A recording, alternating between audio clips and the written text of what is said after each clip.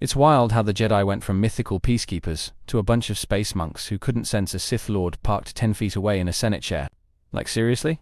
How do you train for decades to master the Force and still get blindsided by the guy with the evil laugh and the wrinkly face? And don't tell me it was clouded.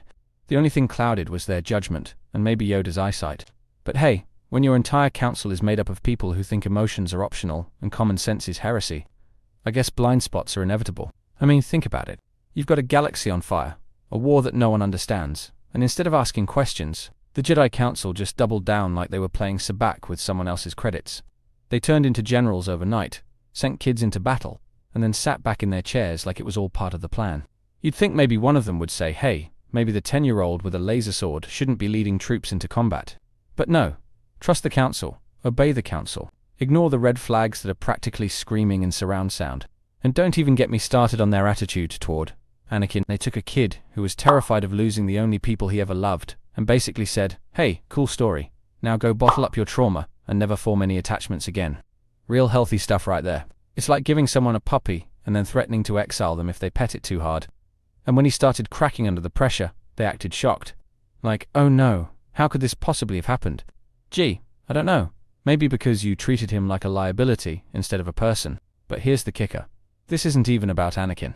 This is about how the Jedi Council turned the entire Order into a glorified bureaucracy with robes and lightsabers. They were so obsessed with following the code that they forgot how to be Jedi. They confused control with clarity, silence with wisdom, and obedience with truth. And by the time they realized they'd lost their way, their temple was on fire and their legacy was getting buried under Order 66. And yet, there's still something heartbreaking about watching it all come undone. Because underneath all that arrogance and dogma were real people who believed in something bigger than themselves. They wanted to protect the galaxy. They just didn't know how to do it without turning into what they were fighting against. And that's what makes it so tragic. It wasn't evil that destroyed the Jedi. It was the quiet, steady decay of their own leadership.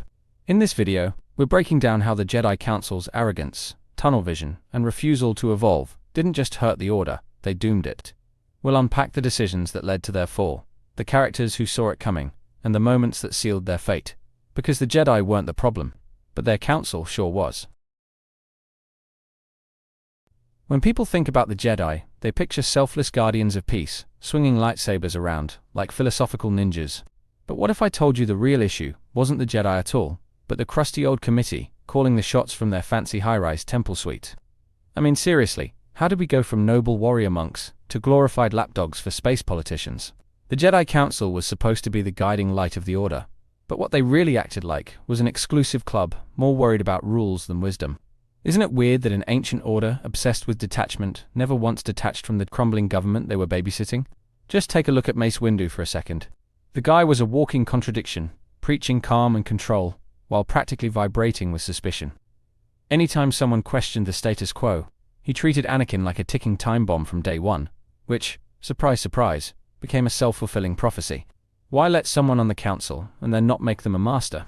That's like hiring someone to be CEO and then telling them they can't use the bathroom without asking HR.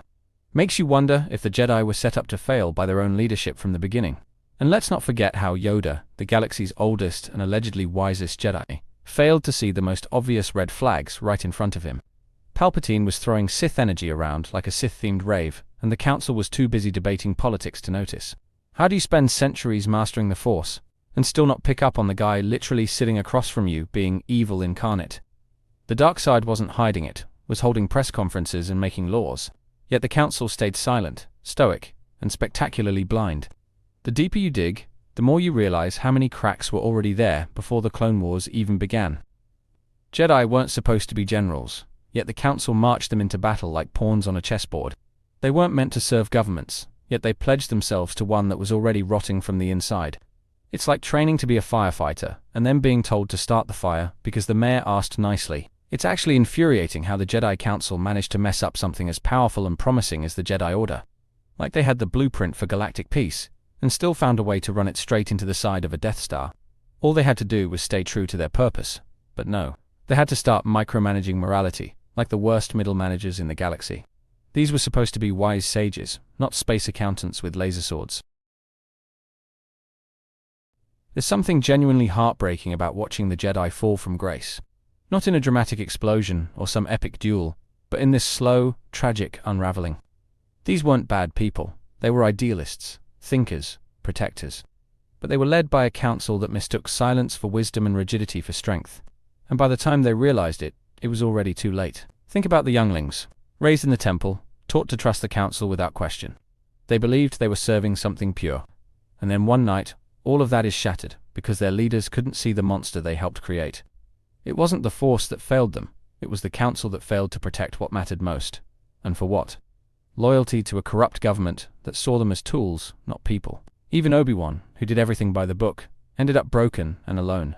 His faith in the council left him blind to the warning signs in Anakin. He followed orders, even when they tore him apart inside, because that's what the council taught him: follow first, feel later. And that loyalty cost him everything. His brother, his order, his purpose. Ahsoka walking away from the Jedi Temple is still one of the most emotional moments in Star Wars. Not because she betrayed the Order, but because she realized the Order had already betrayed her. The Council didn't just lose a warrior, they lost someone who believed. That's the saddest part. The real believers, the ones who held on to the Jedi's original purpose, were pushed out by the very institution that claimed to defend it. It's not just a fall. It's a slow, painful betrayal of everything the Jedi were supposed to be. The light didn't flicker out in one dramatic scene. It dimmed slowly, choked by bureaucracy, arrogance, and fear. And by the time the darkness came, the guardians of the light were already shadows of themselves. Despite all the mess, there's still something awe-inspiring about what the Jedi could have been. They weren't just warriors or monks, they were visionaries who could touch the very energy of life itself. When you look past the Council's missteps, you can still catch glimpses of what the Jedi Order was meant to be. Peacekeepers, healers, philosophers, not enforcers for a broken system. Qui-Gon Jinn is the perfect example of that potential. He listened to the will of the Force, not the politics of the Council. He saw worth in people the Order dismissed. He defied the rules, not for rebellion, but for belief. He didn't want power, he wanted truth. And the fact that the Council considered him a loose cannon just shows how far they had drifted from their own values. For all the wreckage the Council left behind, the Jedi themselves still found a way to endure. Not as an institution, but as an idea. The Force didn't vanish when the temple burned. It simply waited. Waited for someone to listen without ego, without fear. Waited for someone to pick up the pieces and remember what the Jedi really stood for. Ahsoka is the clearest sign of that rebirth. She walked away from the Council, but never walked away from the light. She became something stronger, something wiser. A Jedi not by title, but by action. And in doing so, she proved that the Jedi could live on not through temples or codes, but through choice, through conviction, through doing what's right, even when no one's watching. Ezra Bridger, Kanan Jarrus, Cal Kestis, all imperfect, all struggling, and all so much more human than the Jedi of old. And maybe that's the point. The next generation doesn't need to be flawless warriors. They just need to be real people who believe in something greater than themselves. The Force doesn't demand perfection, it just needs faith. Even Rey, controversial as she is, shows glimpses of this new beginning. She learns from the past without being chained to it. She takes the ancient texts, the old wisdom, but carves her own path forward. There's power in that. Power in embracing legacy without letting it define you. Power in rebuilding not what was, but what should have been. Hope doesn't come from the Council. It comes from the cracks that formed when the Council fell.